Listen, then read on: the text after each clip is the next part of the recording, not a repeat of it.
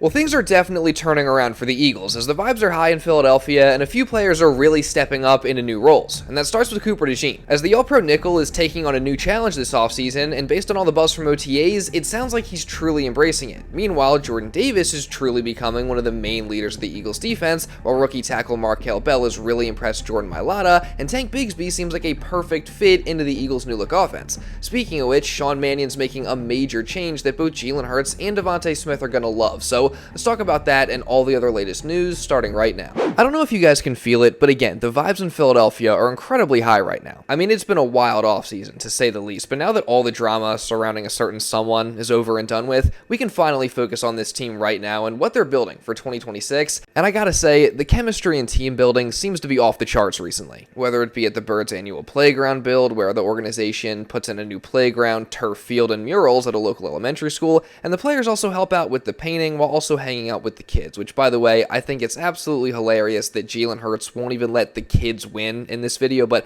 I love it. And then the team also recently just had a basketball team building activity, and again, it just seems like the chemistry and camaraderie is completely off the charts. What did you put on my back? Hey!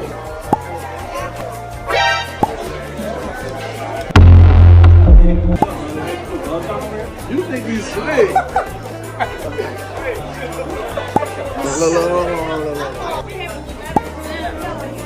I'll just start working on it. Such a kid, bro.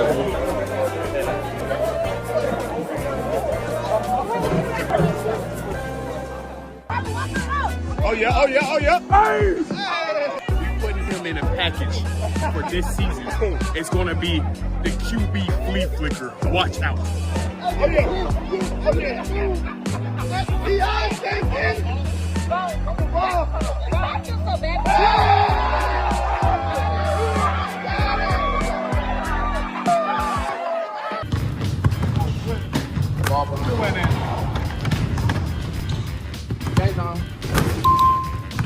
was that? Play game.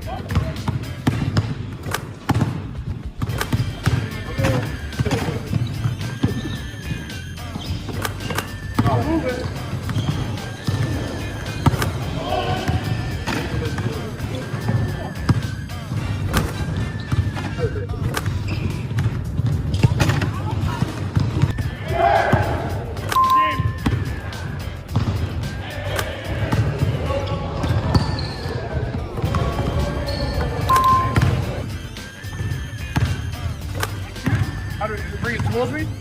No, the ring.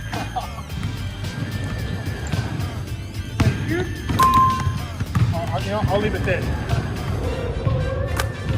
You won. Oh. Biggest takeaways from this: one, you can tell that Nick Sirianni has older brothers and also a dad who was a coach, because this guy was super into it and clearly does not like losing at all. It's the second time that's happened.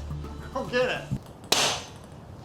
Sorry. Two, Jordan Mailata needs to get out there and snag rebounds and drain threes at power forward for the Sixers next year, because I did not know he had a jumper like that. And then three, again, just in all these videos, the overall camaraderie of the team really sticks out to me. I mean, obviously they have yet to encounter really any sort of adversity that the season might bring, and we're very, very early on here, but as I said earlier this offseason, these are the times where you really build that foundation, that connection, and that culture that hold you together throughout the season. So credit to Nick Sirianni, credit to this Eagles team, and again, the vibes just seem unbelievably high right now. And someone else that I gotta give major credit to for that is Jordan Mailata, because the Birds' star left tackle has really been gassing up everybody this entire week, whether it's Jalen Hurts or DeVonta Smith or Sean Mannion or Bernard. Mailata has had no shortage of praise for his teammates and coaches recently, and that includes rookie tackle Markel Bell, as Mailata had this to say about him, quote, "Markel's a big fella. I don't know where we found him. They said they found him out of Miami. That's a lie. He's not of this planet." And yeah, fair assessment. Markel Bell is a huge man, standing at 6'9", 346 pounds.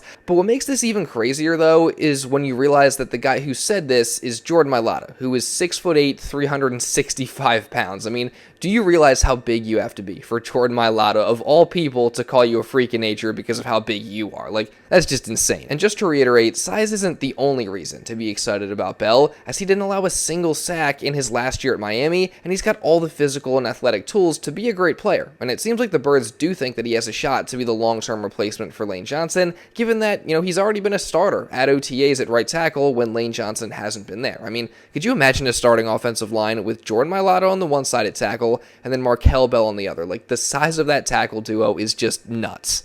Continuing on with the good vibes, though, and one thing that I've loved to watch really throughout the course of this entire past year is Jordan Davis's growth into a true leader for this defense and football team in general. I mean, he's always had those qualities, even when he was a rookie and, obviously when he was at Georgia, but they just started to become apparent at the NFL level last year in what was his breakout season, and that's continued into this offseason, as Davis has clearly established himself as the leader of the D-line room at this point, and we got to see a brief glimpse of that during OTAs. As at the start of 11 on 11s on Tuesday, Davis was heard yelling at the defense saying, quote, "I don't give an F if it's OTAs, go full speed. Don't slow down. Pick it up. Faster!" And I absolutely love this. I mean, again, we're still here very early on in the offseason. It's only OTAs. It'd be very easy for the guys to kind of just go through the motions and stroll through things. But the best teams form good habits early on, and practicing hard with high effort is one of those habits. So, love that the Eagles are doing that, and I love even more that Davis is continuing to step up into that leadership role. And there's no doubt in my mind that JD should get the captain's patch this year, especially with Reed Blankenship gone. I expect Davis to step up and fill that void. And also, speaking of Reed's departure, that obviously left a bit of a hole at the safety position, and while the Birds seem to feel alright about what they have there in Andrew Makuba and likely Marcus Epps as the two starters for the majority of the time, when the team switches to base, which was a solid amount last season, it's going to be Cooper DeJean in there at safety next to Andrew Makuba. Vic Fangio did confirm that back a few weeks ago during his press conference at OTAs, and so far during OTA practices, it seems like Cooper DeJean has fully embraced his new role. As of course, Coop's main position is that nickel corner spot, and then last year when the Birds were in base defense, Coop moved over to outside cornerback, but now this year, with the addition of Tariq Woolen and the departure of Reed Blankenship, Coop's services are needed much more at the safety position, and he seems very excited to do that. As he told reporters this past week, quote, I'm excited. Obviously, I did it a little bit last year during training camp. I've been around it and feel like I've gotten to learn all the roles in this defense pretty well. So yeah, I'm excited. It's a good challenge for me, just trying to perfect that position now rather than going back and forth from safety to corner to nickel last year, kind of sticking to that safety and nickel spot now. That's been fun. So yeah, again, sounds like Coop has fully embraced that new role of playing safety, and he makes a good point in that I'm sure it's been very helpful for him to really just be able to hone in on perfecting the safety position specifically, and not really have to worry as much about switching between all three positions in the secondary. And one of the ways that DeJean has actually gone about learning all the ins and outs of the safety position, and also just getting prepared to play multiple positions on the back end in general, is by studying tape of one of the greatest defensive backs of all time, that being Charles Woodson. As in case you didn't know, Woodson spent his first 14 seasons at cornerback before transitioning to safety for his final 4 years, where he still played at a very high level. And overall, throughout his career, Woodson played all three positions in the secondary, outside corner, nickel corner, safety. He did it all. So it makes a lot of sense that Coop would be studying his game and his tape as he prepares to take on this new role. And again, overall, it sounds like he's tackling this new role, playing safety and base defense head on. So I absolutely love that. And I mean, this is Cooper DeJean we're talking about. So of course, I fully 100% believe he's going to ball out regardless of what position he's playing. And just like I have full confidence in Coop, I also have full confidence in this new look Eagles offense led by Sean Mannion. And one of the main things that I'm excited about in regards to that is how much easier it's going to make things on Jalen Hurts and just the rest of the players in general. Because oftentimes in the past with the Eagles, especially last year, we've seen the Birds offense be so heavily reliant on just out-talenting the other team and winning one-on-ones and stuff like that. But this year, it seems like that's not going to be the case anymore. In the McVay, Shanahan tree or whatever, there's different branches, right? Like the Packers offense comes from that. Jordan Love was under center way more than Jalen Hurts for sure, and there's more play action and whatever. But it's different from like San Francisco, or like Love throws deep outside the numbers a bit more, which is something that Hurts is very good at. So there's definitely some room for flexibility. I do think for Mannion, it's going to be like, okay, let me take this concept and then let me